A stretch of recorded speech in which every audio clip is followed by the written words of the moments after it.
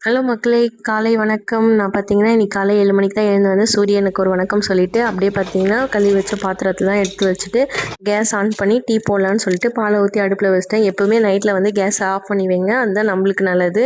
அப்புறம் பார்த்தீங்கன்னா, டீ குடிச்சிட்டு நான் போய்ட்டு குளிச்சுட்டு வந்துட்டேன். இன்றைக்கி பார்த்தீங்கன்னா, இது வந்து வெள்ளிக்கிழமைக்கான வீடியோ, வெள்ளிக்கிழமை எடுத்த வீடியோ. கேஸ் எல்லாம் தொடச்சிட்டு, அதுக்கப்புறம் பாப்பாங்களையும் 2 பேரையும் குளிக்க ஊற்றியாச்சு.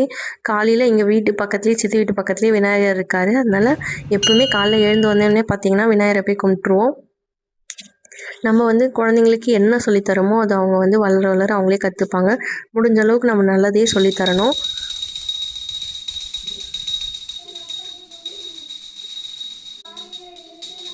எங்கள் வீட்டில் பார்த்தீங்கன்னா காலையிலேயே அழகாக பூஜைலாம் பண்ணியாச்சுங்க.